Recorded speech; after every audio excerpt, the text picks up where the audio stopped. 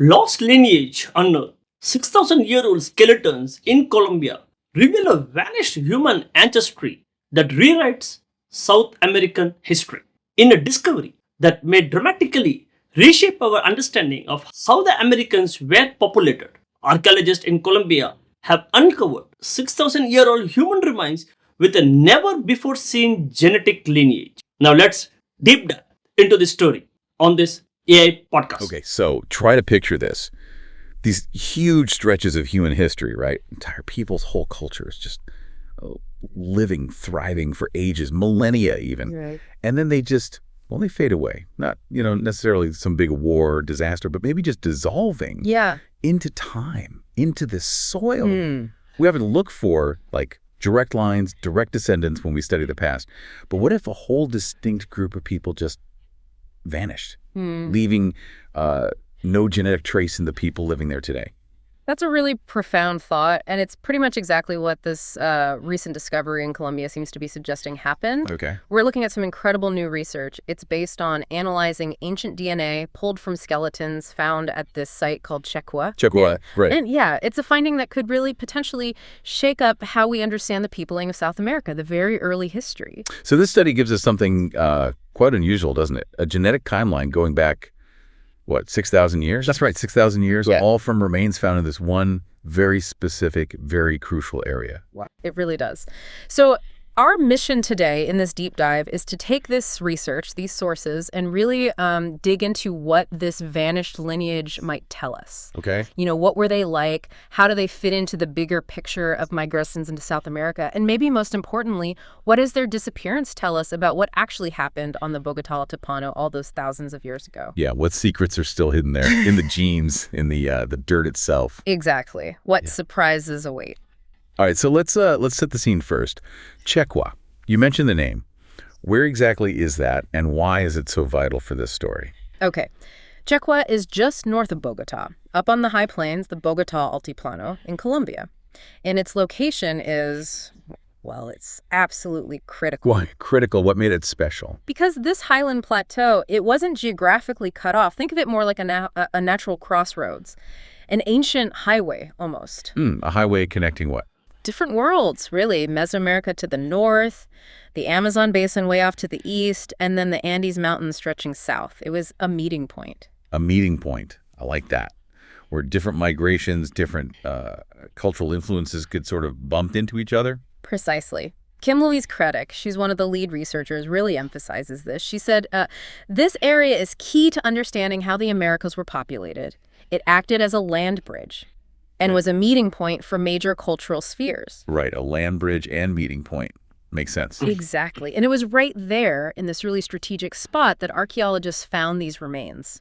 Human remains going back as far as 6,000 years. Which then paved the way for this genetic study. Yep. So scientists looked at ancient DNA from, was it 21 individuals? 21, yeah. Covering that huge time span from the oldest burials, 6,000 years back, right up to about 500 years ago, just before the Spanish showed up. And building that kind of long-term genetic sequence from just one location, that's a pretty big deal in this field, isn't it? Oh, it really is. Very rare. And when they looked at the DNA from the oldest people there, the ones from Checua dating back, several thousand years, they found something, well, genuinely striking. Okay, lay it on us. What was the big reveal in those ancient genes? These oldest individuals, they carried a very, very distinct ancestral DNA signature. Distinct how? Well, when they compared it to other ancient populations we know about, from other digs in South America, maybe Chile or Brazil, or even early groups way up in North America, like California's Channel Islands, this Checua signature was unique. It looked really isolated, genetically speaking. Huh. So not just broadly ancient South American, but different in a way that really stood out from the crowd. Exactly that. Creddick described their genetic makeup as profoundly different from those other ancient groups. And this level of genetic isolation, it hints at a really fascinating possibility about where they came from. Okay, tell me more. What's the theory? The theory is that this group might have descended from one of the very earliest waves of humans to migrate into South America. Wow. One of the first. Potentially. A population that sort of branched off really early on as people were first spreading across the continent. And then this is the key part. They stayed genetically isolated up there in the Colombian highlands for thousands of years. Goodness. They were just there, this distinct lineage, for this incredibly long period. That's amazing. An entire isolated branch of early South American humanity just living up on this plateau. You mentioned they looked at male lineages, too. Something about a Y DNA haplogroup. Yeah, they did. So the males at Checua had a Y DNA haplogroup that's like a genetic signature passed down only through the male line that fits within the broader Native American family tree. Q1B1A specifically. So that connects them generally. It does connect them broadly, as you'd expect for ancient folks in the Americas. But the rest of their genome, the bigger picture from their overall DNA, that's what really painted this picture of deep, long-term separation from other groups. So they were largely cut off reproductively for millennia. It seems that way, yeah. Okay, so this unique, isolated lineage is thriving, or at least existing, at Checua for maybe 4,000 years, something like that. Roughly, yeah, a very long time. And then what does the genetic timeline show happens next? Right. Here's where the story takes a really dramatic turn. Around 2,000 years ago, that unique Checua lineage, it just vanishes from the genetic record in that region. Vanishes, like completely gone. Completely replaced. The DNA shows a totally new genetic profile sweeps in and takes over in the Bogota highlands. Whoa. And this new profile, it lines up much more closely with ancient populations from Central America. Central America. Like Panama? Exactly. They share significant ancestry with ancient individuals found in Panama, and also, interestingly, with modern communities who speak Chipchan languages. You find those speakers today in places like Costa Rica and Panama. Okay, so the original isolated group seems to be entirely replaced by newcomers arriving, presumably from the north, from Central America. That's what the genetics strongly suggest, yes. Yeah. And Andrea Casas-Vargas, another researcher on this, she used a really stark phrase for this, didn't she? She did, yeah. Casas-Vargas called it a complete population replacement in the Bogota highlands. Complete replacement. And she stressed something important. This kind of total replacement is considered a rare event in South American prehistory. Why is it so rare? What usually happens? Well, in many other parts of the Andes, or down south in Patagonia, for instance, even when you see big cultural shifts, new pottery styles, different ways of life, the genetic studies often show more continuity. You see the genetic signatures of the earlier groups kind of persisting, mixing in with the later arrivals. But here at Checua, boom, the original lineage seems totally gone from the later record, replaced by this new genetic stock. So the obvious question then is, how? How did this replacement happen? Was it, violent? Did the new group come in and conquer the old one, wipe them out? That's the natural first thought, isn't it? When you hear complete replacement. But here's where the archaeology provides a really crucial piece of the puzzle. The sites from that time, the transition period, they don't show the typical signs of widespread warfare or violent conquest. Really? What's missing? Well, there are no mass graves. The skeletons they found don't show widespread trauma injuries consistent with, large-scale battles across the whole population. There's no clear evidence of settlements being systematically burned or destroyed. Huh. That really challenges the sort of default assumption, doesn't it? It does. So, if it wasn't violent conquest, how did the researchers think this replacement actually occurred? What's the alternative? The evidence points towards a more peaceful transition. It probably happened more gradually. Gradually how? Perhaps through waves of migration coming in over time, maybe ongoing cultural exchange between the groups, intermarriage happening over an extended period. And eventually, over generations, the genetic signature of that original Checua population was either absorbed into the newcomers or maybe just dwindled to the point where it's undetectable in the samples we have as this new genetic profile became dominant. Right. And these newcomers, the ones linked to Central America, they brought more than just their genes, didn't they? There were cultural changes, too. Oh, absolutely. Their arrival seems to coincide pretty closely with the introduction of new things, new technologies into the region. Like what? Like ceramics, for one. Pottery making becomes widespread. And also new agricultural practices seem to take hold around this time. Interesting. And presumably new languages as well, tying back to those Chipchan speakers you mentioned. Exactly. That linguistic connection seems really significant here.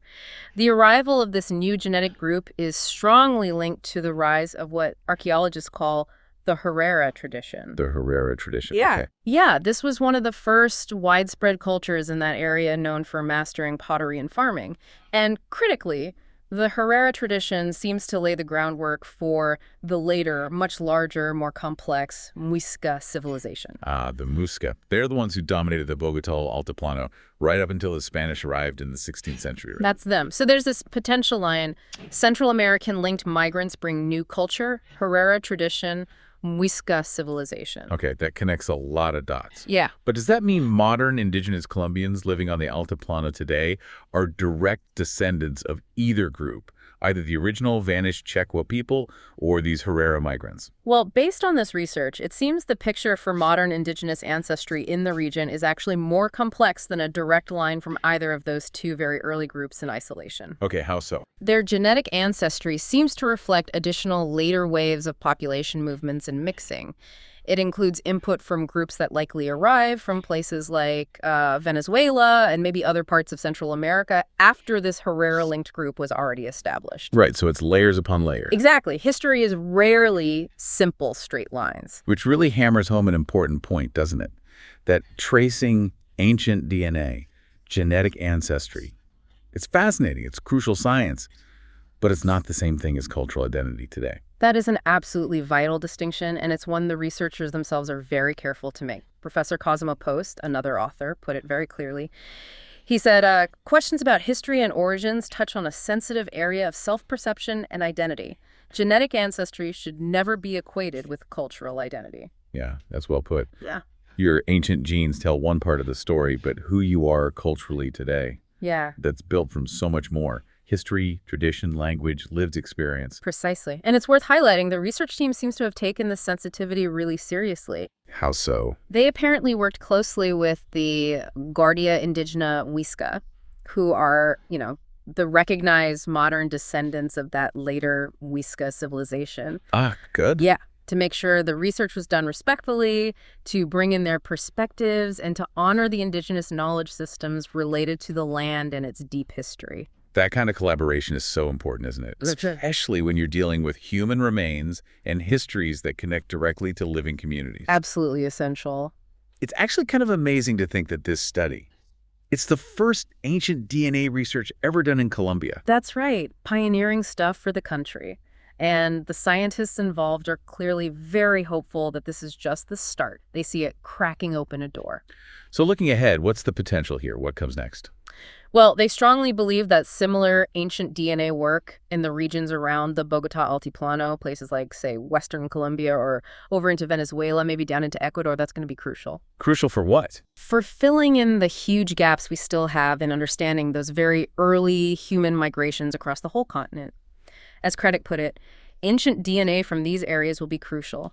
We're only just beginning to uncover the deep, complex history of South America's earliest people. It really does feel like just scratching the surface, doesn't it? It does. This Checua discovery, it's such a powerful reminder that entire ancient lineages, distinct groups of people with their own really long histories, they can exist, they can thrive for thousands of years in one place, Yeah. and then just vanish from the genetic record we can currently see, sometimes leaving no direct genetic link, none at all, to the people who live on that same land much later. Their stories can just be completely lost, buried by time until, archaeology and science stumble upon the clues. So when you think about it, what does this mean for you listening, this deep dive? It really changes how we have to think about human migration, doesn't it? Yeah, it complicates the picture. It shows the incredible complexity of ancient societies, ones we might never even guessed existed. And it reveals how completely populations can shift over long periods, sometimes, apparently, even peacefully. It challenges our easy assumptions about continuity. It makes the past feel somehow both bigger, more vast, and also more fragile, perhaps. Absolutely. And if we just step back for a final thought here, think about the bigger picture this study opens up. It just shows us there's this deep, deep human past hidden right under our feet, in the soil, in the quiet layers of time. If an entire, distinct human lineage could live and then vanish without a readily apparent trace for millennia, what other incredible stories of ancient peoples are still out there, still waiting, silent for the earth to maybe, just maybe, give them back? What does the absence of violent conflict in the archaeological record suggest about the population replacement in the Bogota Islands. Don't forget to comment it. Thanks.